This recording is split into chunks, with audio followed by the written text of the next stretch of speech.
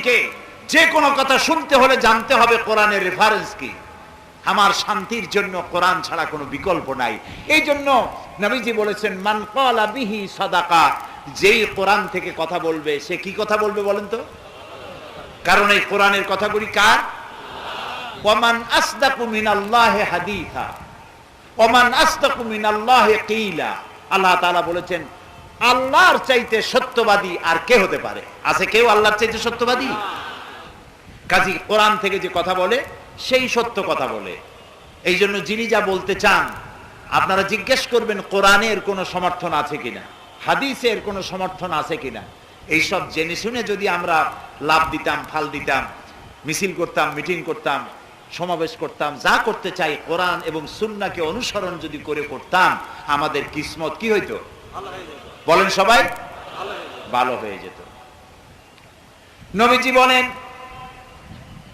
ওয়ামান আমিলা বিহি উজরা, এ কোরআন পড়ে যে আমল করবে তাকে পুরস্কৃত করা হবে। দুই ধরনের পুরস্কার দেওয়া হবে, একটা দেওয়া হবে দুনিয়ায় আর একটা দেওয়া হবে আখিরাতে। দুনিয়ার পুরস্কারটা কি? চলুন আল্লাহর কাছ থেকে জানি দুনিয়ার পুরস্কার কি। আল্লাহ রাব্বুল আলামিন বলেন, ফামান তাবিআ হুদায়া ফালা খাউফুন আলাইহিম ওয়ালা হুম ইয়াহজানুন। ফামান তাবিআ হুদায়া, এ কোরআনের এক নাম হুদা। কোরআনের এক নাম কি বলেন? হুদা। কোরআনের নাম শুধু কোরআন নয়, এর নাম কোরআন, এর নাম ফুরকান, এর নাম শিফা, এর নাম কিতাব, এর নাম তানজিল, এর নাম নূর, এর নাম হুদা, এর নাম জিক্র। এই নামগুলি আমি বানাইছি? কোরআনের মালিক যিনি, তিনি এই নামগুলি রেখেছেন। ফামান তাবিআ হুদায়া, যে ব্যক্তি, যে বা যারা এই কোরআনকে মেনে চলবে, হিদায়াতে যা আছে তা যে মেনে চলবে, ফালা খাউফুন আলাইহিম, ওদের জন্য কোনো ভয় নাই, ওয়ালা হুম ইয়াহজানুন, ওদের জন্য কোনো চিন্তাও নাই। তাও আমরা সুবহানাল্লাহ কব না? আচ্ছা, ভয় নাই কিসের আর চিন্তা নাই কিসের? ভয় নাই কোরআন মেনে যারা চলবে, কোরআনের আইন মেনে যারা চলবে, ওদের জন্য চুরির ভয় থাকবে না, ডাকাতির ভয় থাকবে না, জেনার ভয় থাকবে না, হত্যার ভয়, ধর্ষণের ভয় থাকবে না, বাড়িতে দরজা খুলে ঘুমাবার সুযোগ পাবে। নবী করিম সাল্লাল্লাহু আলাইহি ওয়াসাল্লাম মসজিদে হারামের পাশে আরাম করছিলেন। হযরতে খাব্বাব বিন আল আরিত রাদিয়াল্লাহু তাআলা আনহু তিনি কিছু শিকায়েত নিয়ে আসলেন। ওয়ান খাব্বাব বিন আল আরিত রাদিয়াল্লাহু তাআলা আনহু আন্নাহু ক্বালা শাকাউনা ইলা রাসূলিল্লাহি সাল্লাল্লাহু আলাইহি ওয়াসাল্লাম ওয়া হুয়া মুতাওয়াসসাদুন বুরদাতুন লাহু ফি জিল্লিল কাবা। তিনি বললেন যে আমি রাসূলের কাছে কিছু অভিযোগ নিয়ে গেলাম, যে দেখি আল্লাহ রাসূল মসজিদে হারামের পাশে চাদর মুড়ি দিয়ে আরাম ফরমাচ্ছেন। ফাকুলনা ইয়া রাসূলুল্লাহ আলা তাস্তানসিরু লানা আলা তাদউ লানা ইয়া রাসূলুল্লাহ, হে রাসূল আপনি কি আমাদের জন্য দোয়া করবেন না? আপনি কি আল্লাহর কাছে আমাদের জন্য সাহায্য কামনা করবেন না? আমরা তো মার খেতে খেতে শেষ হয়ে গেলাম। আমাদের খাব্বাব, খুবাইব, আম্মার, সুমাইয়া, বিলাল এদেরকে মারতে মারতে শেষ করে দিল, খেতে দিল না, মারতেছে, আমরা তো শেষ হয়ে গেলাম। হে রাসূল আপনি কি আমাদের জন্য দোয়া করবেন না? রাসূলুল্লাহ উঠে বসলেন, বললেন, হে খাব্বাব, তোমাদের আগে এই পৃথিবীতে যারা দ্বীনের দাওয়াত দিতে এসেছিলেন, ফায়ুখাযুর রাজুলু, তাদেরকে ধরা হতো, ফায়ুহফারু লাহু ফিল আরদ, আর তার জন্য জমিনের মধ্যে কবর খোঁড়া হতো। এরপরে সুম্মা ইউতা বিল মানশার, এরপরে করাত আনা হতো, ফায়ুদাউ আলা রাসিহি, এরপরে করাত তার মাথার উপরে রাখা হতো, ফায়ুজআলু নিসফাইন, এরপরে করাত দিয়ে চিরে জীবিত মানুষটাকে দ্বিখণ্ডিত করে ফেলে দেওয়া হতো। মা ইয়াসুদ্দুহু যালিকা আন দীনিহি, এত কষ্ট দেওয়ার পরেও একজন মুসলমানকেও, একজন দ্বীনের দায়ীকেও আল্লাহর দ্বীনের রাস্তা থেকে এক চুলও তারা সরাতে পারে নাই। ওয়াল্লাহি ওয়াল্লাহি লা ইউতাম্মান্নাল্লাহু হাদাল আমর হাত্তা ইয়াসিরুর রাকিবু মিন সানা ইলা হাদরামাউত। হে খাব্বাব, আমি আল্লাহর নামে কসম করি, সুবহানাল্লাহ বলে। রাসূলুল্লাহ বলছেন, আমি আল্লাহর নামে শপথ করি, সেদিন বেশি দূরে নয় যেদিন ইয়েমেনের রাজধানী সানা থেকে শুরু করে এই আরব দেশের, আরব ভূখণ্ডের হাদরামাউত পর্যন্ত লোকেরা যাতায়াত করবে। নারীরা তার সৌন্দর্যের পসরা নিয়ে, ব্যবসায়ীরা ব্যবসার মালামাল নিয়ে, মানুষেরা রাস্তা দিয়ে দিনে রাত্রে চলাফেরা করবে। লা ইয়াখাফু ইল্লাল্লাহ, আল্লাহর ভয় ছাড়া মানুষের অন্তঃকরণে কোনো ভয় থাকবে না। ওয়ালাকিন্নাকুম তাস্তাজিলুন, তোমরা একটু বেশি তাড়াহুড়ো করছো, অপেক্ষা করো, এরকম সময় আসবে। রাসূলুল্লাহ মদিনায় হিজরত করার পর এমন এক সমাজ কায়েম করেছিলেন এই কোরআন দিয়া, চুরির ভয়, ডাকাতির ভয়, জেনার ভয় আর ছিল না, মানুষ দরজা খুলে ঘুমাতে পারত। ওয়ামান আমিলা বিহি উজরা, কোরআন যারা পড়বে আর আমল করবে, ব্যক্তিতে, পরিবারে, সমাজে ও রাষ্ট্রে যারা মেনে চলবে, ওই রাষ্ট্রের মধ্যে চুরি, ডাকাতি, জেনা, ব্যভিচারের ভয় থাকবে না। সুবহানাল্লাহ বলে। সন্ত্রাসী তো থাকতেই পারবে না কোরআনের আইন নাজিল হলে। কারণ হচ্ছে সন্ত্রাসের ব্যাপারে কোরআনে কারীমের মধ্যে আল্লাহ রাব্বুল আলামিন সূরা মায়েদার মধ্যে সন্ত্রাসীদের শাস্তির কথা বলেছেন। সন্ত্রাসীদেরকে ধরো, এদের হাত কাটো, পাও কাটো, পায়ের উল্টা হাত, হাতের উল্টা পাও, দেশ থেকে বহিষ্কার করো অথবা প্রাণদণ্ড দাও, হত্যা করো। কারণ সন্ত্রাসীরা মানুষ না, সন্ত্রাসীদের বেঁচে থাকার কোনো অধিকার নাই, এদেরকে হত্যা করো। এটি কোরআনের আইন। এই আইন চালু আছে বলেই পৃথিবীর মধ্যে সব থেকে নিরাপত্তার দেশ হচ্ছে সৌদি আরবিয়া। এটা কি আমি ভুল বললাম না ঠিক বলেছি? যাই দেখেন, আল্লাহ তাআলা বলছেন, আওয়ালাম ইয়ারাও আন্না জাআলনা হারামান আমিনান, দেখতে পাও না আমি হারামকে কিভাবে নিরাপত্তার শহর বানাইছি? আমি পার্লামেন্টে বলছি, এর আগের সরকারের আমলে পার্লামেন্টে আমি বলেছি, আপনারা যারা নেতা নেত্রীরা হজ করতে যান, ওমরা করতে যান, যাই আনেন কি, করেন কি? তাওয়াফ করে বাংলাদেশে ফেরার সময় আতর আর পাথর, সুরমার খুরমা এগুলোর সাথে করে নিয়ে আসেন। আপনারা কি দেখতে পান না যে আল্লাহ তাআলা কিভাবে নিরাপত্তার শহর এটারে বানাইছে? মক্কার মদিনা। যারা আমাদেরকে সন্ত্রাসী বলে তারা সন্ত্রাসের দাদা। এই পৃথিবী থেকে সন্ত্রাস উৎখাতের জন্য সর্বপ্রথম আমার জাতির পিতা, কে আমার জাতির পিতা? ইব্রাহিম আলাইহিস সালাম। বাপ বেটা দুজনে মিলে আল্লাহর ঘর তৈরি করলেন, আর সন্ত্রাস বিরোধী দোয়া সর্বপ্রথম তিনি করলেন। হযরত ইব্রাহিম আলাইহিস সালাম পিতা পুত্র দুইজনে মিলে আল্লাহর ঘর নির্মাণ করে সর্বপ্রথম দুইজনে আল্লাহর দরবারে হাত তুলে বললেন, রব্বি জাল হাদাল বালাদা আমিনান, হে আল্লাহ রব্বুল আলামিন, কে নিরাপত্তার শহর বানায়া দাও। আর নিরাপত্তাই হচ্ছে সন্ত্রাসের বিপরীত কথা। সন্ত্রাসের বিপরীত নিরাপত্তা, নিরাপত্তার বিপরীত সন্ত্রাস। এটাকে নিরাপত্তাপূর্ণ শহর বানাও। ইব্রাহিম আলাইহিস সালামের দোয়া কবুল হয়েছে না হয় নাই? সাথে সাথে হয়েছে। আল্লাহ তাআলা বলেছেন, ওমান দাখালাহু কানা আমিনান, যেই ঢুকবে সেই নিরাপত্তা পাবে। মক্কা মদিনায় লোকেরা যায়, সুন্দর পুরুষ সুন্দরী মেয়ে লোক কারে কয়? মক্কা শরীফে দেখা যায় মানুষকে আল্লাহ কত সুন্দর বানায়। সুবহানাল্লাহ। আমাদের দেশে যারা সুন্দর, এরা আসলে চামড়াটা একটু সাদা, আসলে সুন্দর না। সুন্দর দেখতে হলে সিরিয়ায় যান, ইরানে যান, মিশরে যান, সৌদি আরবে যান, কারে কয় সুন্দর দেখে। আবার ইউরোপ আমেরিকা গুলো সাদা, কিন্তু সুন্দর বলতে যা বুঝায় সেটা না। লক্ষ লক্ষ নারী আর পুরুষ একসাথে তওয়াফ করতেছে। দেখান পৃথিবীতে এরকম একটা জায়গা যেখানে নারী আর পুরুষ একসাথে চলাফেরা করতেছে, তারপরে দুইটা নারী হারায় না, দর্শিতা হয় না, লাঞ্ছিতা হয় না? আছে জায়গা পৃথিবীতে? থাকলে কোন আমি আপনার সাথে যাই জিয়ারত করে আসবো? নাই, না। রাত 2:30-3টার সময় পরমা সুন্দরী যুবতী নারী পুরুষ সঙ্গিনী ছাড়া একাকিনী চলে যায় আল্লাহর ঘর তওয়াফ করে, তাহাজ্জুদের নামাজ পড়ে আল্লাহর দরবারে মোনাজাত করে লক্ষ লক্ষ পুরুষের মধ্য দিয়ে আবার নিজের ঘরে ফিরে আসে। কারো বাবার হিম্মত নাই, একবার তাকাইছে তো দ্বিতীয়বার তাকায়। আল্লাহু আকবার। আমারে কও সন্ত্রাসী, মুসলমানের কও সন্ত্রাসী।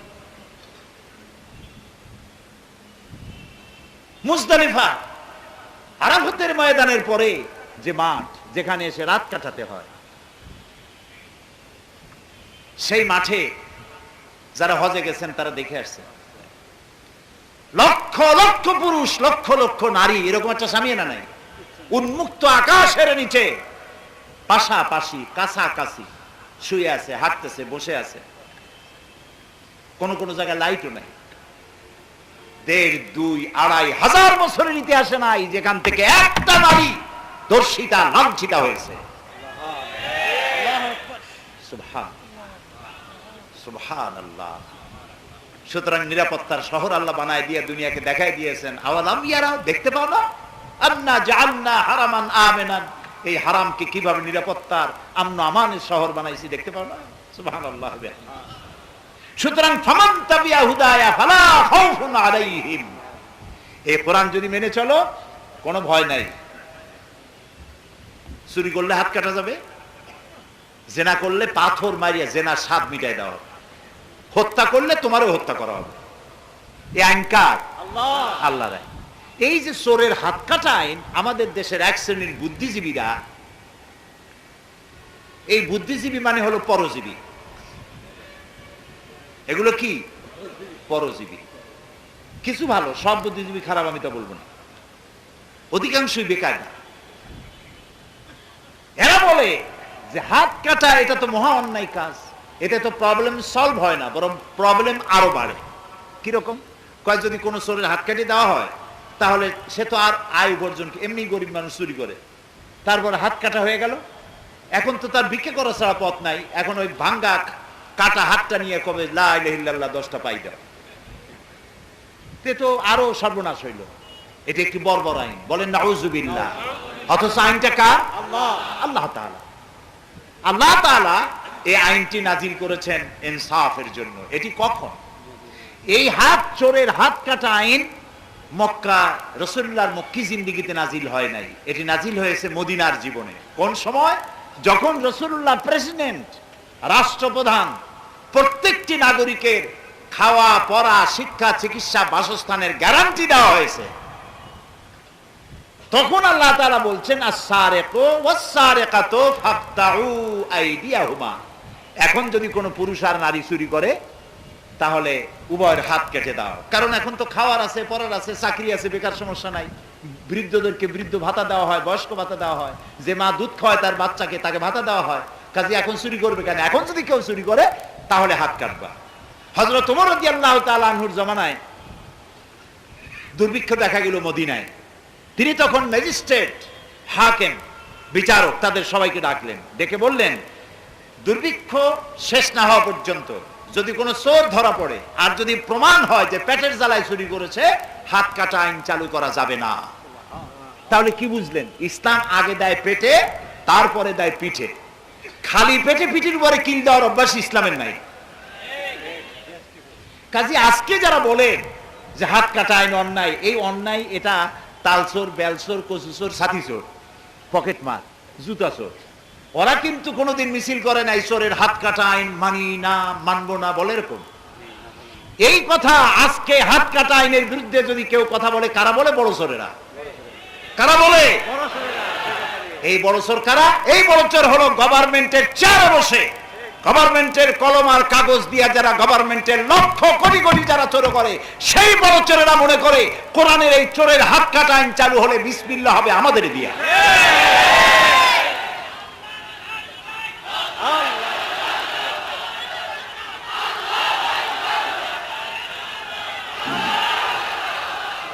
প্রিয় ভাই সব, প্রিয় ভাই সব, সুতরাং ইসলামের পুরা আইনটাই হলো কার? চিল্লায় কোন তো কার? আল্লাহর চাইতে মানুষের কল্যাণকামী বুদ্ধিজীবী ছাতামাতা এইসব হবে নাকি?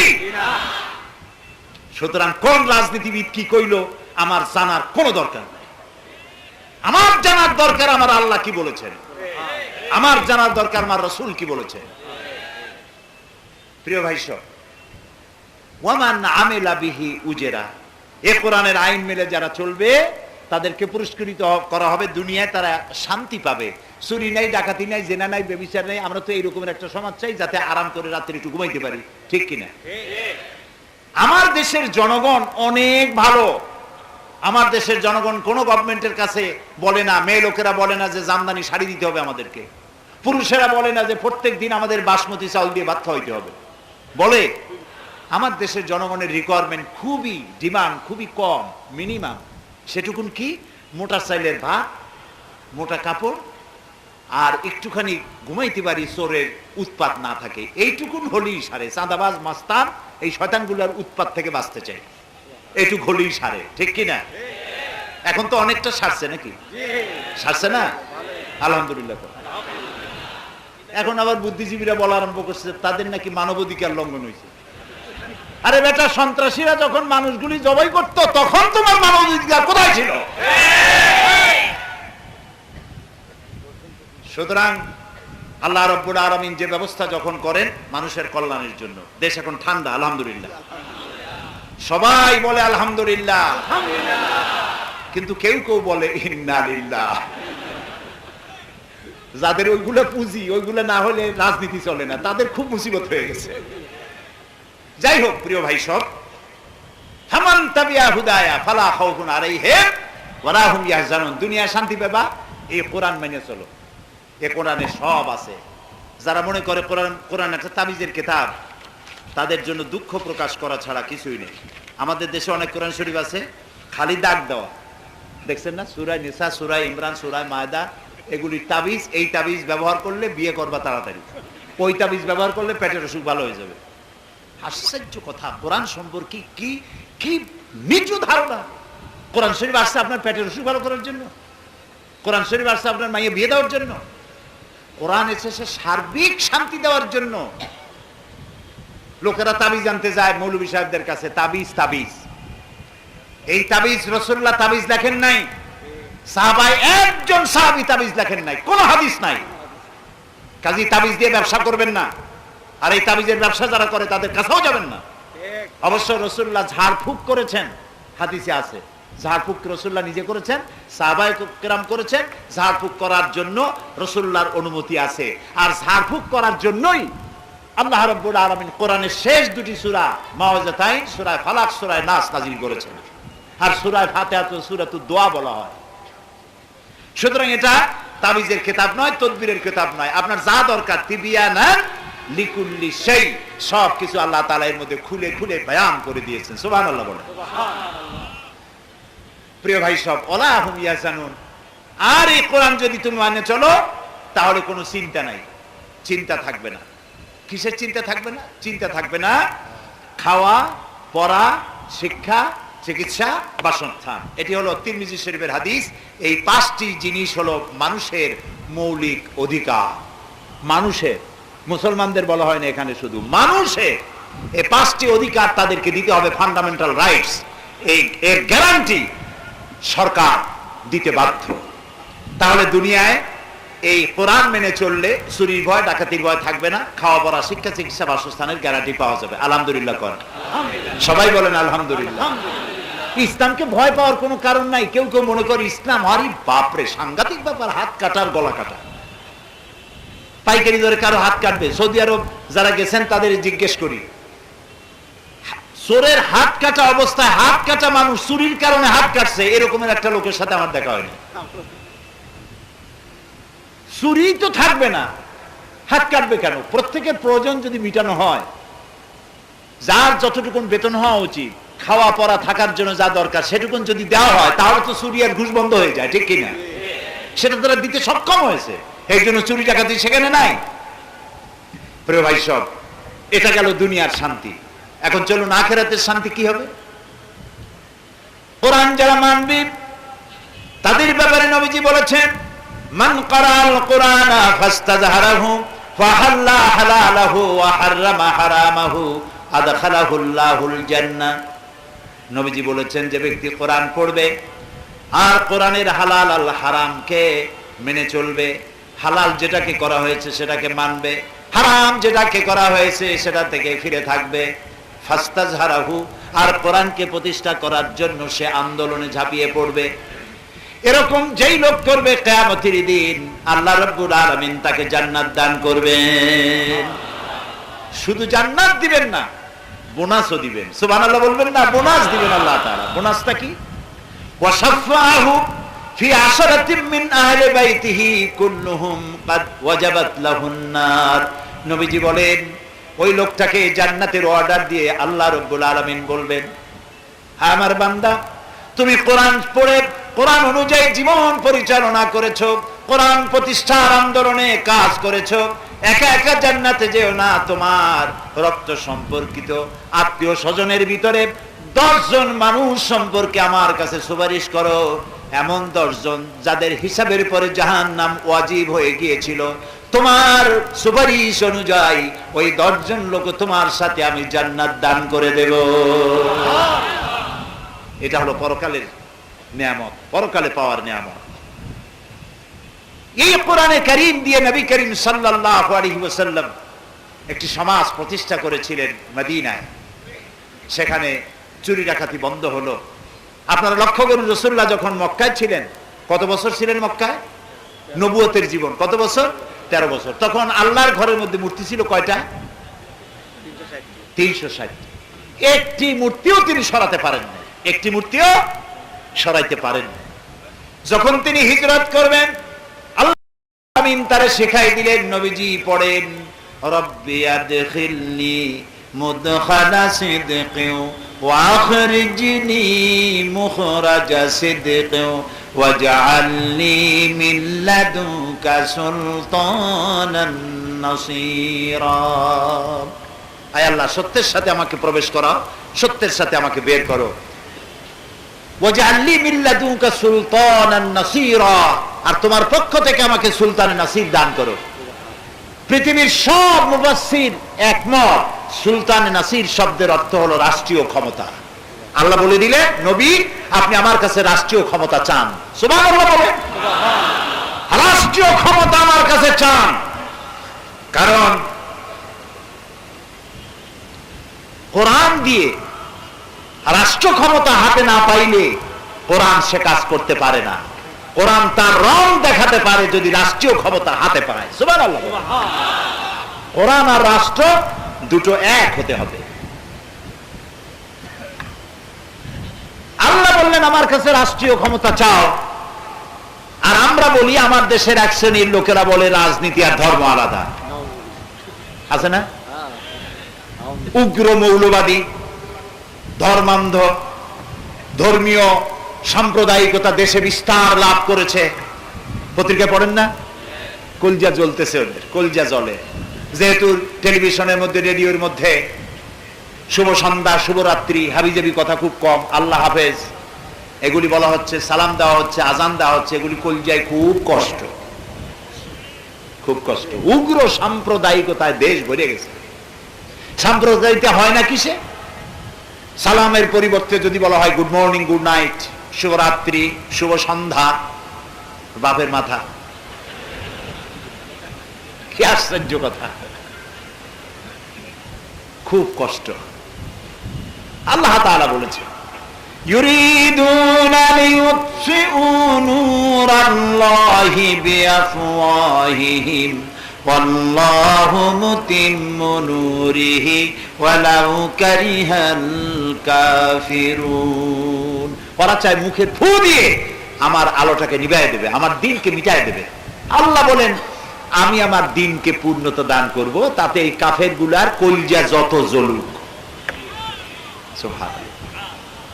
আল্লামা ইকবাল বলেছেন, সতীজা কর রহা হ্যায় अज़ल से टाइम रोज, सतीजा कर रहा है अज़ल से टाइम रोज, चरागे मुस्तफावी से शरारे बुलहबीस। সেই আবামান কাল থেকে শুরু হয়েছে। আবু জাহেলের গোষ্ঠীরা মুহাম্মদ সাল্লাল্লাহু আলাইহি সাল্লামের দ্বীনের আলোটাকে ফু দিয়ে নিভিয়ে দেবে।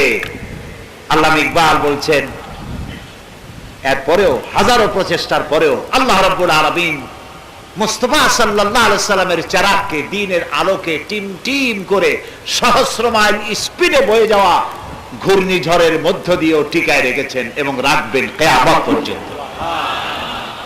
এদের খুব জ্বালা, তাই তারা মৌলবাদ চতুর্দিকে দেখে খালি মৌলবাদ, রাস্তায় হাঁটতে পারে না মৌলবাদীদের জ্বালায়। প্রিয় ভাই সব, ওরা তাই ধর্মকে রাজনীতি থেকে আলাদা করতে চায়, আর তারা বলে ধর্ম নিরপেক্ষ মতবাদের কথা। ধর্ম নিরপেক্ষ মতবাদ, সেকুলারিজম, এর অর্থই হচ্ছে ধর্মহীনতা। ধর্ম নিরপেক্ষতার অর্থ কি?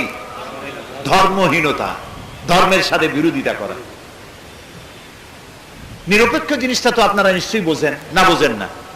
বোঝেন, সবাই শিক্ষিত মানুষ, রাজধানীতে বাস করেন। নিরপেক্ষ মানে হচ্ছে পক্ষেও না বিপক্ষেও না। কোথায় আছি? কোন না, কোথায় আছি? পক্ষেও না বিপক্ষেও না, কোথায় আছি? এই মাঝখানে অবস্থান গ্রহণ করার কোন সুযোগ ইসলামে নাই। তারা আবার কোরআনের একটা দলিলও নেয়। তারা বলে কি? বলে যে কোরআন শরীফে আছে ধর্ম নিরপেক্ষতার কথা। কোথায়? বলে যে লাকুম দীনুকুম ওয়ালিয়া দীন। আর বুখারী শরীফে আছে লা ইকরাহা ফিদ-দীন। লোকেরা চিন্তা করে মাশাআল্লাহ, আমাদের নেতা নেত্রীরা তো বুখারীও পড়ে, কিন্তু হাইকোর্ট দেখাইছে তার টের পায় নাই। লাকুম দীনুকুম ওয়ালিয়া দীন ধর্ম নিরপেক্ষতা পক্ষের কোন আয়াত নয়, এটা তো ধর্মের পক্ষে আয়াত। জানে না, শোনে না, আন্দাজে মেরে দিল। কাফেররা বলছিল মোহাম্মদ বলেন সাল্লাল্লাহু আলাইহি ওয়াসাল্লাম, এই যে ধর্ম নিয়ে আমাদের মধ্যে কাশমাকাশ হচ্ছে, আসুন আমরা এটা একটা মীমাংসা করি। বলে কি? বলে এইরকম মীমাংসা হোক, কিছুদিন কাফেররা বলছে আমরা কিছুদিন মসজিদে যাই আপনার আল্লাহরে সেজদা দেব, আর কিছুদিন আপনি আপনার লোকজন নিয়ে আমাদের মূর্তিগুলারে প্রণাম করে যাবেন। রাসূলুল্লাহ কোনো কথা বলতেন না যতক্ষণ জিবরাইল না বলেন। জিবরাইল কোনো কথা বলতেন না যতক্ষণ আল্লাহ না। আল্লাহ রাব্বুল আলামিন সঙ্গে সঙ্গে ফয়সালা দিয়ে দিলেন। সূরা নাজিল হয়ে গেল, কুল ইয়া আইয়ুহাল কাফিরুন লা আ'বুদু মা তা'বুদুন। হে কাফেরেরা, নবী বলেন হে কাফেরেরা, তোমরা যার ইবাদত করো আমরা তার ইবাদত করি না, আমরা যার ইবাদত করি তোমরা তার ইবাদত করো না। সুতরাং ফয়সালা হচ্ছে এই লাকুম দীনুকুম ওয়ালিয়া দীন, তোমাদের জন্য তোমাদের ধর্ম, আমাদের জন্য আমাদের দিন, আমাদের ধর্ম। এটা তো ধর্মের পক্ষের কথা, এটা তো নিরপেক্ষতার কথা নয়।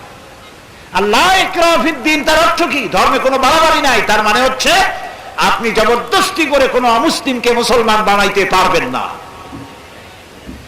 ইসলাম কবুল করার জন্য কাউকে প্রেসার ক্রিয়েট করতে পারবেন না। এমনকি সূরা তাওবার মধ্যে বলা হয়েছে, যুদ্ধের ময়দানে, জিহাদের ময়দানে কোন অমুসলিম যদি ইসলাম জানতে চায়, তাহলে তোমার তাবুতে নিরাপত্তার সাথে তাকে নিয়ে আসো, তাকে ইসলাম বুঝাও। বুঝাবার পরে সে যদি না মানে, তাকে নিরাপদে তার যারায় ফিরে যেতে চাও, এর আগে তার বিরুদ্ধে অস্ত্র ধারণ করা যাবে না।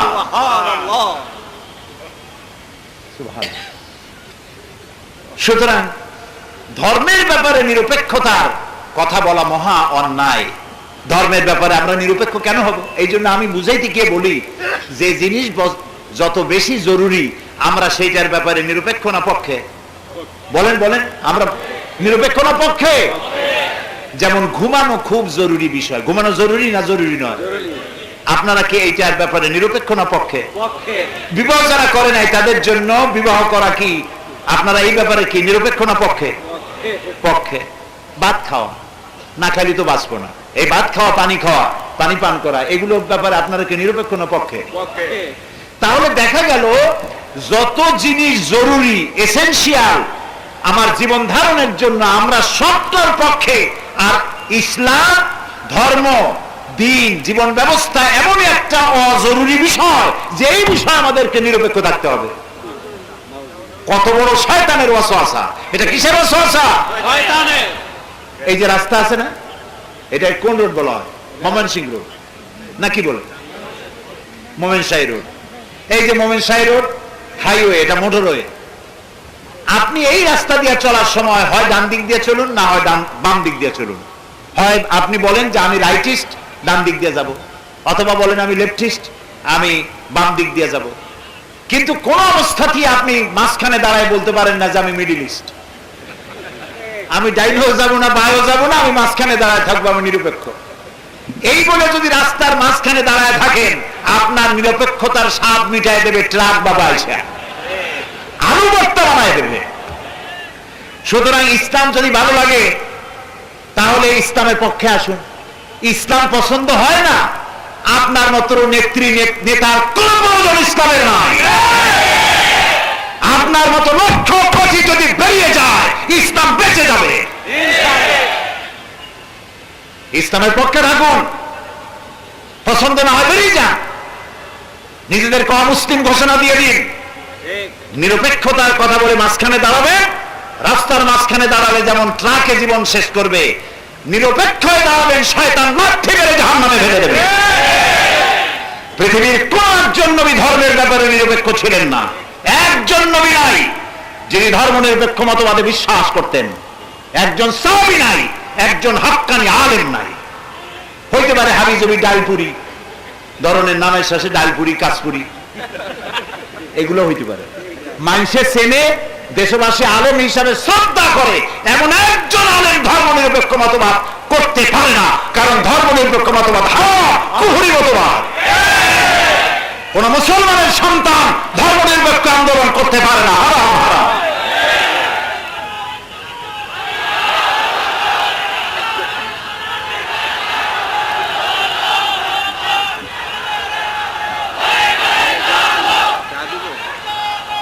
প্রিয় ভাই সব, প্রিয় ভাই সব, সুতরাং যারা মুসলমান মাথা খুব চিন্তা করুন, আমি কোরআন থুইয়া ধর্ম নিরপেক্ষ হতে যাব কোন কারণে? আল্লাহ যা যা বানাইছে, শয়তান তার উল্টা একটা বানাইছে। আল্লাহ বানিয়েছিলেন খেলাফত, আদম আলাইহিস সালামকে ইন্নী জাইলুন ফিল আরদে খলিফা, আমি খলিফা পাঠাবো, প্রতিনিধি পাঠাবো, তিনি খেলাফত দিয়েছেন। শয়তান বানাইছে মুলুকিয়ত, এটার উল্টা। আল্লাহ উল্টা, শয়তান করবি, এটা হলো শয়তানের ডিউটি। আল্লাহ বানালেন খেলাফত, শয়তান বানাইলো কি? মুলুকিয়াত, রাজতন্ত্র। আল্লাহ বানালেন যাকাত ভিত্তিক অর্থ ব্যবস্থা, শয়তান করলো সুদ ভিত্তিক অর্থ ব্যবস্থা। আল্লাহ বানালেন ইন্নাদ-দীন ইনদাল্লাহিল ইসলাম, আমার কাছে কেবলমাত্র একমাত্র পছন্দনীয় যে দিন তার নাম ইসলাম। শয়তান বানাইলো ধর্ম নিরপেক্ষ। ধর্ম নিরপেক্ষ কে বানিয়েছে? ধর্ম নিরপেক্ষ মতবাদের স্রষ্টাকে চিল্লায় বলো। প্রিয় ভাই সব, ইসলামকে বুঝুন। ইসলাম কোন নামাজ, রোজা, হজ, যাকাত সর্বস্ব দিন নয়। হিন্দুদের যেমন 12 মাসে 13 পূজা, 33 কোটি দেবতা ইত্যাদি কিছু করতে পারলেই হিন্দু ধর্ম হয়। নামাজ, রোজা, হজ, যাকাত করলেই মুসলমান হওয়া যায় না। মুসলমান হতে হলে কোরআনে যা আছে সব মানতে হবে। আফাতুমিনুনা বিবাদিল কিতাবি ওয়া তাকফুরুনা বিবাদ, কোরআনের কিছু কথা মানবা আর কিছুকে করবে অস্বীকার। দুনিয়ায় লাঞ্ছনার জীবন দেব আর কিয়ামতে কঠিন শাস্তি দেব। বাঁচতে চাইলে কোরআনের সবটা মানতে হবে। কোরআন শুধু মুখস্থ করার জন্য আসে নাই। আর যে 3 জন হাফেজকে পাগড়ি পরালাম, আমরা দোয়া করি আল্লাহ তাআলা তাদেরকে আলেমে রব্বানি হাক্কানি বানায় দেন। বলেন আমিন। আলেম যদি না হয়, শুধু হাফেজ হয়, এটার দৃষ্টান্ত আমি এইভাবে দেই। বোতল ভর্তি মধু, উপরে কর কাটকানো। বাইরের থেকে যদি আপনি চাপতে চাপতে বোতলের রসুনের সোবলার মতো পাতলাও করে ফেলেন, মধুর মজা পাবেন? পাবেন। মধুর মজা পাইতে হলে কি করতে হবে? কর খুলতে হবে, জিহ্বার উপরে ঢালতে হবে, ঢোক ঢোক করে গিলতে হবে, তাহলে মজা পাবেন, স্বাস্থ্য ভালো হবে মধু দিয়ে। ঠিক না? কোরআন শরীফ মুখস্থ করা, বোতল ভর্তি মধুর বাইরের থেকে চাটা। আর আলেম যদি হয়, সোনায় সোহাগা হয়ে গেল, এবার মধু সে পান করছে। সুবহানাল্লাহ। প্রিয় ভাই সব, আপনারা আপনাদের সন্তানদেরকে আলেম বানান, মাদ্রাসায় দেন, ভালো হবে। মানুষ তো লাভের দিকে যায় না নোকসানের দিকে? আপনারা কোন দিকে যাবেন, লাভের দিকে না নোকসানের দিকে? আমি তা জানি, আপনারা লাভ ভালো বুঝেন। কিয়ামতের দিন, এটা হাদিস না কোরআনও না, একটি রূপক কথা। কিয়ামতে এক লোককে হাজির করা হবে, সে ব্যবসায়ী। ফেরেশতারা জিজ্ঞেস করবে, এই মিয়া, তোমার তো পাপ আর পুণ্য সমান সমান হয়ে গেছে, এখন কোথায় যাওয়া কও, বেহেশতে না দোজখে? ব্যবসায়ী কয় যে, ভাই ফেরেশতা, আমি তো বেহেশতেও চিনি না, দোজখও চিনি না, যেখানে গেলে আমার 2 টাকা লাভ হয় ওইখানে আমার কথা। মানুষেরা লাভটা খুব ভালো বোঝে এবং লাভের জন্য সারা রাত জেগে জেগে কষ্ট করে। স্কুল কলেজ ইউনিভার্সিটিতে ছেলে দিলে তাতে লাভ না মাদ্রাসায় দিলে লাভ? আন্দাজে কয়ে নাকে শুনে নেন লাভ কোথায়। স্কুল কলেজ ইউনিভার্সিটির আমি বিরোধী নই। স্কুল কলেজ বিশ্ববিদ্যালয় তো আমাদেরই প্রতিষ্ঠান এবং গভর্নমেন্ট সেখানে লেখাপড়ার জন্য ব্যবস্থা করেছে। ছেলেদের কোনো দোষ না, স্কুল কলেজ ইউনিভার্সিটির ছেলেদের কোনো দোষ না। তাদের মধ্যে কোনো দোষ যদি হয়ে থাকে তাহলে তা হয়েছে সিস্টেম অফ এডুকেশনের কারণে। লেখাপড়া শিক্ষা সেখানে যা আছে ওর সাথে যদি ধর্মটা জুড়ে দেওয়া হতো, 30 পারা যারা এমএ পাস করবে 30 পারা কোরআন শরীফ বুঝা ব্যাখ্যা সহকারে তাদের বুঝতে হবে, সিয়াসেত্তার হাদিস তাদের পড়তে হবে। এই দুইটা কিতাব যদি তারা পড়তো তাহলে আমার ইউনিভার্সিটি থেকে গুন্ডা বাইর হইতো না, সন্ত্রাসী বাইর হইতো না। আমি ছেলেদের দোষ দেই না, ওখানে সব গুন্ডা আমি তাও বলি না, ওখানে ভালো ভালো ছেলেগুলো হয়, আছে না? কথা আবার খুব সতর্ক হয়ে বলা লাগে। সাংবাদিক ভাইরা আমার বন্ধু তো খুব, বলি একটা ওরা লেখেন আবার আর একটা। এরকম একটা রিপোর্ট কালকে না করে বসেন যে সাইদি বলে গেছে ইউনিভার্সিটিতে সব গুন্ডা তৈরি হয়। মানুষ শোনে একটা, বোঝে একটা, রিপোর্ট করে আর একটা, নিজের মন মতো। এরকম হওয়া উচিত না। আমি বলেছি বিশ্ববিদ্যালয় আমাদের, ছেলেগুলিও আমাদের, মঙ্গল গ্রহ থেকে আসে নাই। হয় আমার ছেলে, না হয় আপনার ছেলে, না হয় আমার ভাইয়ের ছেলে, ঠিক কিনা? ওরা সোনার টুকরা ছিল, কিন্তু এদেরকে পাথরের টুকরা বানানো হচ্ছে কোরআন এবং হাদিসের অভাবে। ওই ছেলেগুলোর যদি কোরআন হাদিস পড়ানো হইতো, আখিরাত বুঝানো হইতো, কোরআন হাদিস পড়িয়া ওখান থেকে বিসিএস পরীক্ষা দিয়ে তারপরে ম্যাজিস্ট্রেট হতো, এসপি হতো, পুলিশ হতো, সার্জেন্ট হতো, তারপরে ইউনো হতো, অফিসার হতো, ঘুষের টাকা নিত না। যেহেতু কোরআন এবং হাদিস থেকে জানতো ঘুষ খাইলে জাহান্নামে যাওয়া লাগবে। এইটা তো এখন ওখানে তো পড়ানো হয় না। ওখানে যোগ্যতা সৃষ্টি করা হয়, সততা সৃষ্টি করা হয় না। আবার মাদ্রাসাগুলিতে সততা সৃষ্টি করা হয়, যোগ্যতার ট্রেনিং দেওয়া হয় না। এই জন্য মাদ্রাসার ছেলেদেরকে যদি বিশেষ পরীক্ষা দেওয়ার সুযোগ দেওয়া হতো, আল্লাহ যেন করেন, বলে না আমি, বলে না আমি। তো মাদ্রাসায় পড়তে দিলে লাভ বেশি। কলেজ বিশ্ববিদ্যালয় দিলে কি শিখলো? কম্পিউটার শিখলো, অঙ্ক, ইংরেজি, বিজ্ঞান, ভূগোল, দর্শন, জিওমেট্রি, ম্যাথমেটিক্স, অ্যালজেব্রা ইত্যাদি সবকিছু শিখলো, কিন্তু কোরআন হাদিস থেকে সম্পূর্ণ বঞ্চিত হয়ে গেল। আর মাদ্রাসায় এখন কি শিখলো? মাদ্রাসায় দেন, এখানেও কম্পিউটার শেখানো হবে, এখানে কম্পিউটার শিখবে, অঙ্ক শিখবে, ম্যাথমেটিক্স, জিওমেট্রি, তারপরে আর কি বলে অ্যালজেব্রা, ফিলোসফি, সায়েন্স সব পড়বে, সাথে সাথে কোরআন হাদিসও পড়বে। লাভটা কোন দিকে হইল? মাদ্রাসায় হইল। এমনকি আপনি যখন মারা যাবেন, একজন ধার করা মৌলভী সাহেব দিয়া জানাজা পড়াইলে ওই জানাজায় মজা হবে না। আমারে যদি বলেন মৌলানা সাহেব আমার বাবা মারা গেছে, মা মারা গেছে, একটু কান্দে কিনতে মোনাজাত করেন, আমি কি কানতে পারবো? মা মরছে আপনার, আমি কানবো কোন দুঃখে? আমি তো দোয়াই করতে পারবো, আমি তো কানতে পারবো না। এটা ঠিক কিনা বলেন? কিন্তু আপনার ছেলে যদি আলেম হয়, হাফেজে কোরআন হয়, আল্লাহু আকবার। কাবা শরীফের ইমাম আব্দুর রহমান আস-সুদাইস, আল্লাহ তাআলা তাকে হায়াতে তাইয়্যিবা সেহাতে কুল্লিয়া দান করুন।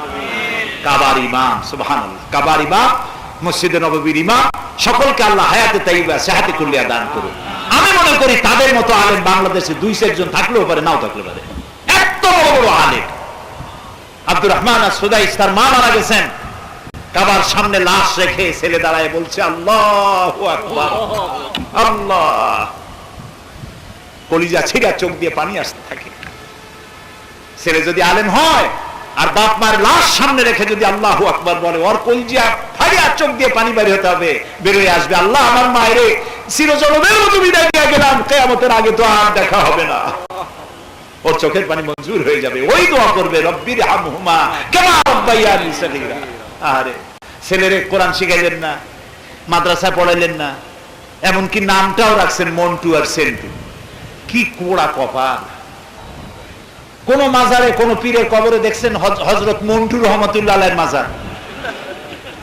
হযরত মাওলানা ডবলু তিনি এখন ওয়াজ করবেন, হাবিজাবি নাম রাখবেন, এটা শয়তান হবে, মানুষ হবে না।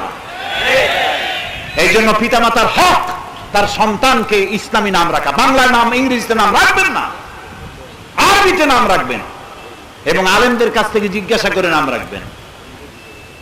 আল্লাহ যেন তৌফিক দেন, বলেন আমি।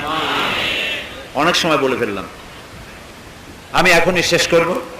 প্রিয় ভাই সব, সুতরাং এই যে বাংলাদেশ ক্যাডেট মাদ্রাসা, ইন্টারন্যাশনাল ক্যাডেট মাদ্রাসা, এই মাদ্রাসায় আপনারা আপনাদের ছেলেদেরকে দিবেন, মেয়েদেরকে দিবেন। রাজি আছেন?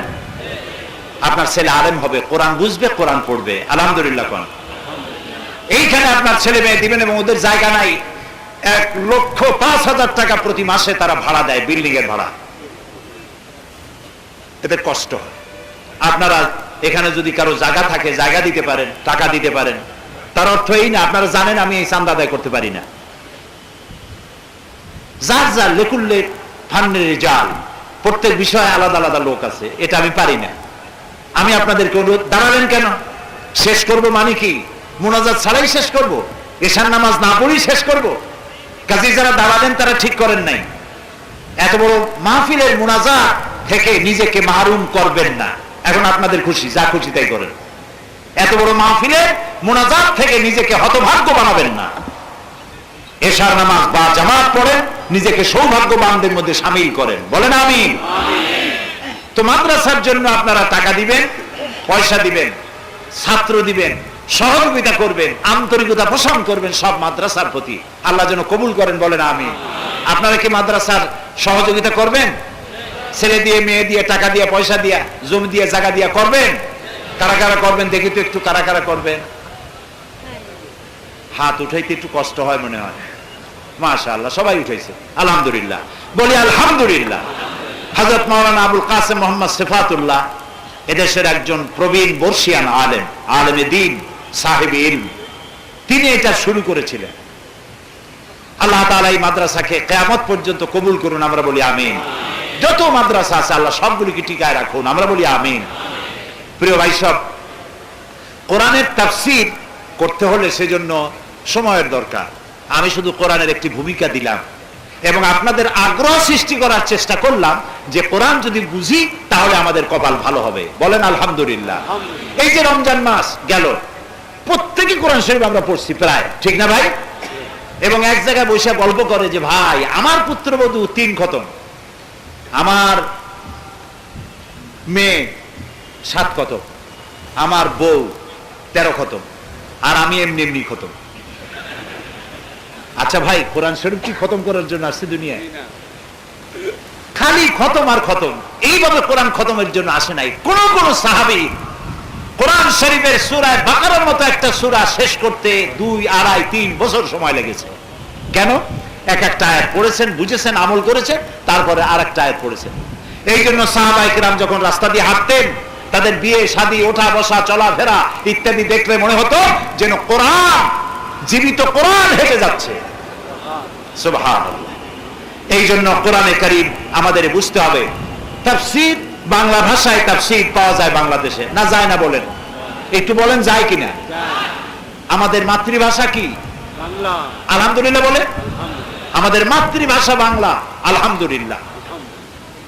ভাষার স্রষ্টা আল্লাহ তাআলা।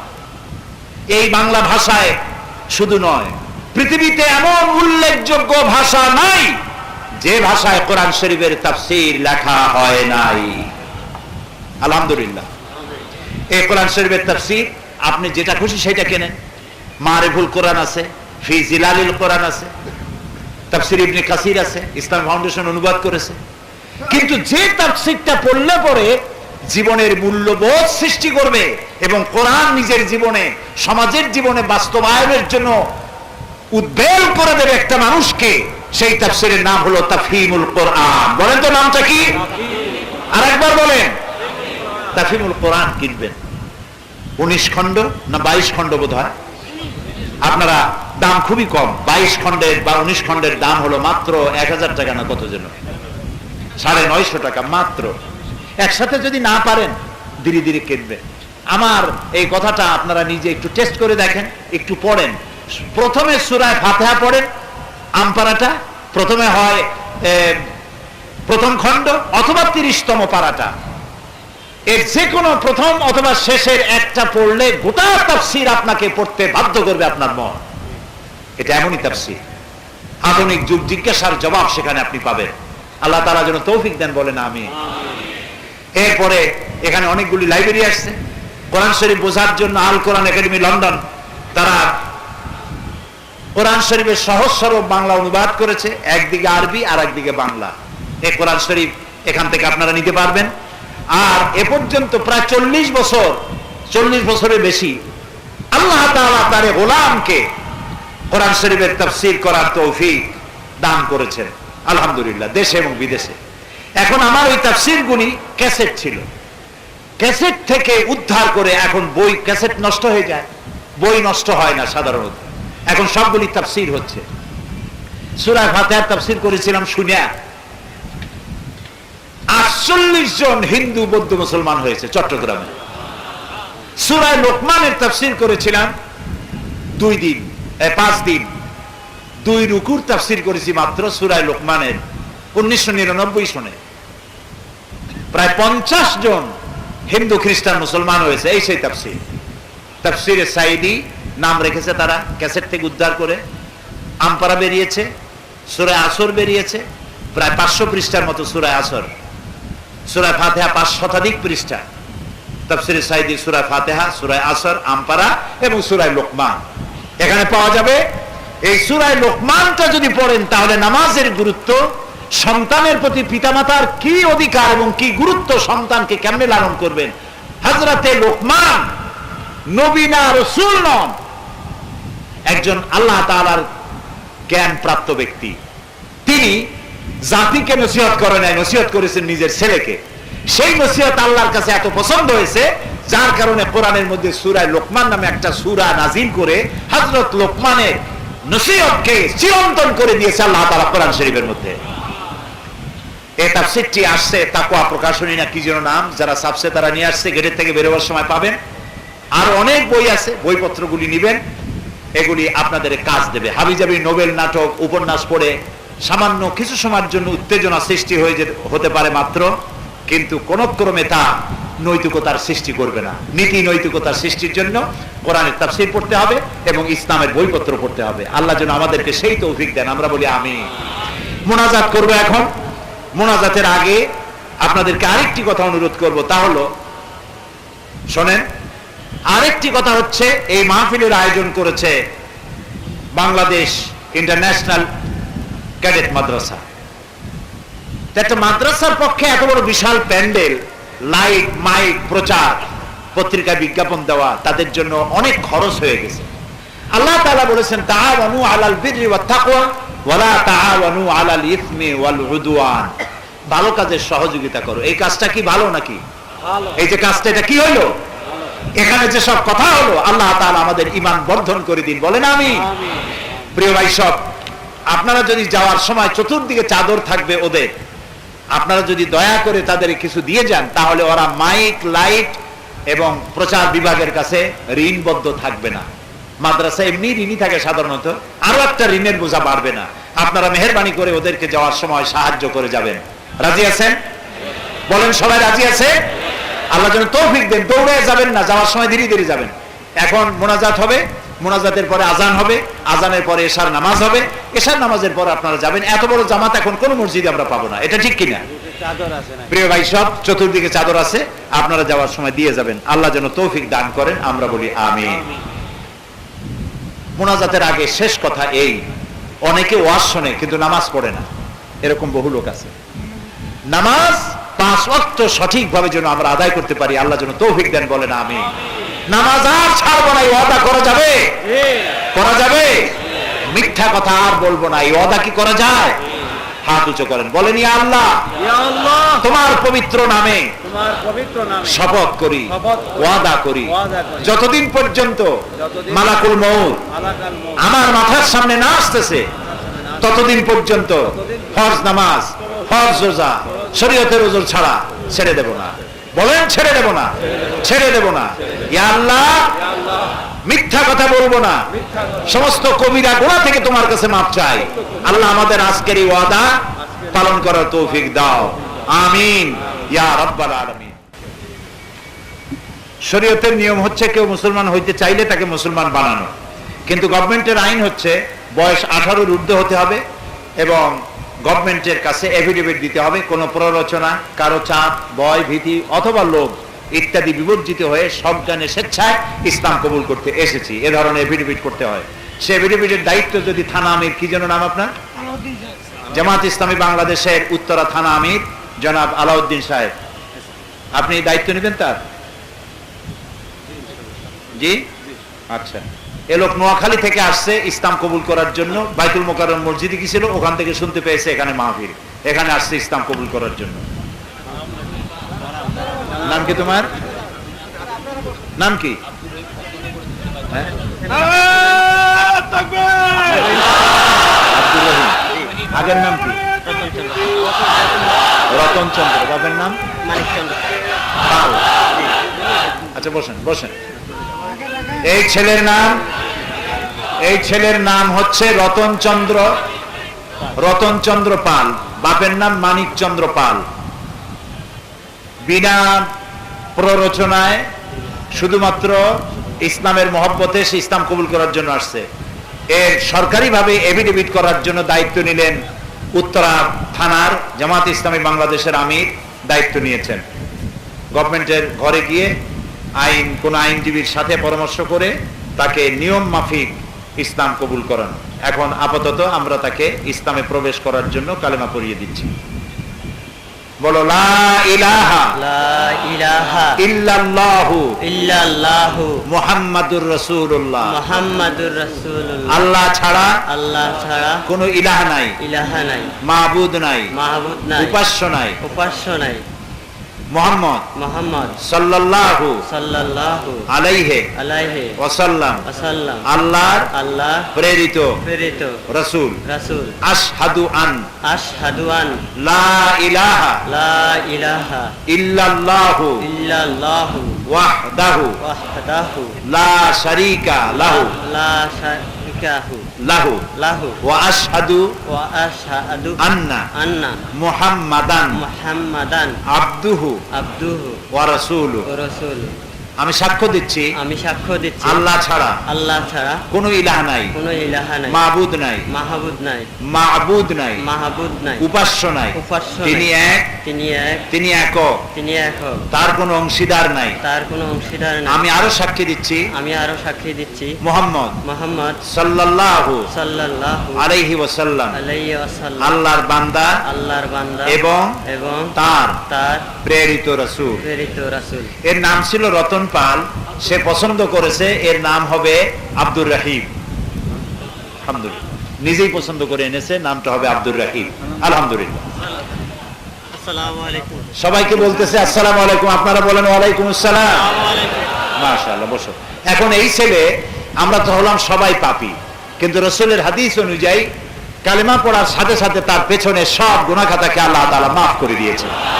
আমাদের মধ্যে ছোট্ট ছোট্ট বাচ্চারা ছাড়া এ এখন সব থেকে বেশি নিষ্পাপ।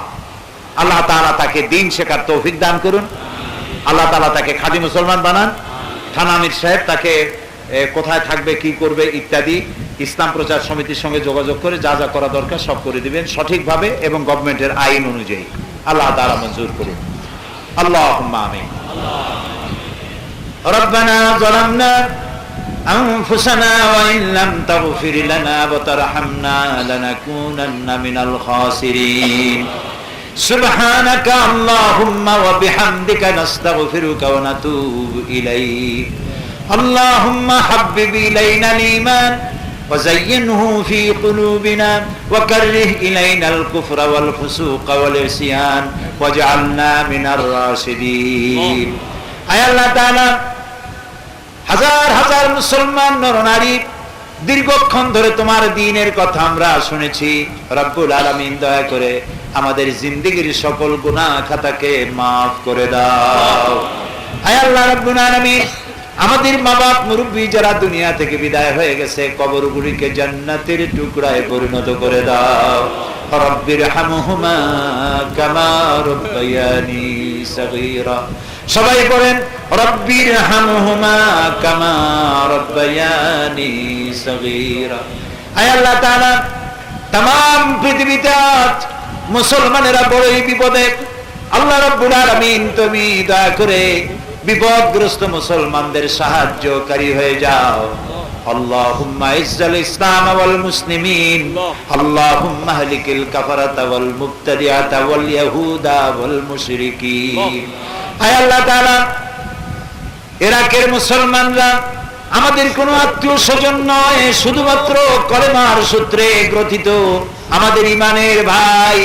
আল্লাহ, তাদের উপরে যে জুলুম হতেছে, রব্বুল আলামিন তুমি দয়া করে ইরাকের মুসলমানদের হাতে ইরাকের জমিন উঠায়া দাও, জালিমদেরকে নেস্তনাবুদ করে দাও।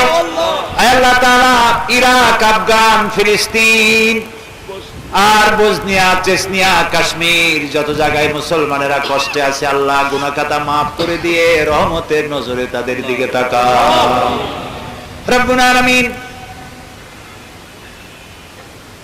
আমাদের প্রিয় জন্মভূমি বাংলাদেশ, এই দেশের স্বাধীনতা, সার্বভৌমত্ব আল্লাহ কিয়ামত পর্যন্ত তুমি অক্ষুণ্ণ রাখো। এই মহান বিজয়ের মাস, এই ডিসেম্বর মাসে স্বাধীনতা এসেছিল, এই দেশে বিজয় লাভ করেছিল। যেসব মুক্তিযোদ্ধারা দেশ স্বাধীন করেছেন, রক্ত দিয়েছেন, আল্লাহ রাব্বুল আলামিন তাদের গুনাহ খাতা মাফ করে দিয়ে জান্নাত নসিব করে দিও। যেসব মুক্তিযোদ্ধারা বেঁচে আছেন তাদেরকে ঈমানে সমৃদ্ধ জীবন যাপন করার তৌফিক দিও রব্বুল আলামিন। ইন্টারন্যাশনাল ক্যাডেট মাদ্রাসা কবুল করো রব্বুল আলামিন। তুমি দয়া করে মাদ্রাসাটিকে মানুষের মনে মহব্বত পয়দা করে দাও।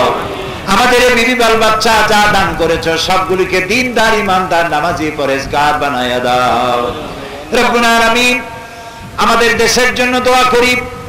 এই দেশে কি বা কারা সন্ত্রাসী তৎপরতা চালায়, বোমা মারে, গ্রেনেড মারে, মানুষ হত্যা করে, আল্লাহ তাআলা দেশটার বদনাম করে ফেললো যারা, তুমি দয়া করে তাদের হেদায়েত নসিব করে দাও। হায় আল্লাহ, তাদের হেদায়েত নসিব করে দাও, তাদেরকে হেদায়েত নসিব করে দাও রব্বুল আলামিন। তোমার ইলমে যদি জানা থাকে ওদের কপালে হেদায়েত নাই, তাহলে নমরুদ, হামান, সাদ্দাদরে যেমন গজব দিয়া ধ্বংস করেছো, আল্লাহ গ্রেনেড যারা মারে, বোমা যারা মারে, সন্ত্রাস যারা করে, মানুষ খুন যারা করে, আল্লাহ তাআলা গজব দিয়া, লানত দিয়া বাংলাদেশ থেকে বিদায় করে দাও। আল্লাহ, আমাদের দেশটায় আল্লাহ তুমি শান্তি দাও। এই সন্ত্রাসী, চাঁদাবাজি, মাস্তানগুলার জ্বালায় কোটি কোটি মানুষ ঘুমাইতে পারে না। আল্লাহ, এই শয়তানগুলারে গজব দিয়া, লানত দিয়া বিদায় করে দাও আল্লাহ। ওদের প্রতিহিংসা রাজনীতি থেকে বাংলাদেশকে আল্লাহ তুমি মুক্ত করে দাও। আল্লাহ তাআলা, আমাদের দেশের উপরে তুমি রহমত নাযিল করো। আল্লাহুম্মা জিদনা ওয়ালা তানকুসনা ওয়া আকরিমনা ওয়ালা তুহিন্না ওয়া আতিনা ওয়ালা তাহরিমনা। আল্লাহুম্মা ইয়া মুনজিলাল কিতাব ওয়া মুজরিয়াস সাহাব সারিয়াল হিসাব ওয়া হাজিমিল আহজাব, আল্লাহুম্মা ইহজিমহুম ওয়া জালজিলহুম ওয়ানসুরনা আলাইহিম। আল্লাহুম্মা সাদ্দিদ শামলাহুম, আল্লাহুম্মা মাযিক জামাহুম, আল্লাহুম্মা দাম্মির দিয়ারাহুম, আল্লাহুম্মা খাররিব বুনিয়ানাহুম। আল্লাহ তাআলা আমাদের সকলের দোয়া কবুল করে নাও। আমিন। এই মাহফিলে যারা আমরা রোগগ্রস্ত, আমাদের যারা বিভিন্ন রকমের অসুখ বিসুখ আছে, আল্লাহুম্মা ইশফি মারদানা, আল্লাহুম্মা ইশফি মারদানা। আল্লাহ আমাদের রোগ ব্যাধি মাফ করে দাও আল্লাহ। আল্লাহ, আমাদের ঈমান হচ্ছে এই যে আমরা এখন কোথায় বসা তুমি নিশ্চয় দেখতে পাচ্ছ। আমাদের ঈমান হচ্ছে এই যে আমরা এখন কি বলতেছি তুমি নিশ্চয় শুনতে পাচ্ছ। আল্লাহ তাআলা, এই হাজার হাজার তোমার বান্দা বান্দি ভিক্ষুকের মতো হাত উঁচু করেছি, আল্লাহ আমাদেরকে খালি হাতে ফেরত দিও না। আল্লাহুম্মা লা তারুদ্দানা খায়বিন, আল্লাহুম্মা লা তারুদ্দানা খায়বিন। আল্লাহ, একেবারে কিছু না দিয়ে খালি হাতে আমাদেরকে ফেরত দিও না। যারা ঋণগ্রস্ত, ঋণ শোধের তৌফিক দিয়ে দাও। কন্যা দায়গ্রস্ত, তাদেরকে কন্যা দায়গ্রস্ত থেকে বাঁচার তৌফিক দিয়ে দাও। আল্লাহ তাআলা বেনামাজিদের নামাজি বানাও, সুদখোর ঘুষখোরদের কলজার মধ্যে জাহান্নামের ভয় দিয়ে দাও। আল্লাহ তাআলা, চার দলীয় ঐক্য জোট যারা ক্ষমতায় এসেছেন, যেই সব ওয়াদা করে এসেছেন প্রত্যেকটি ওয়াদা অক্ষরে অক্ষরে পালন করার তৌফিক দান করে দাও।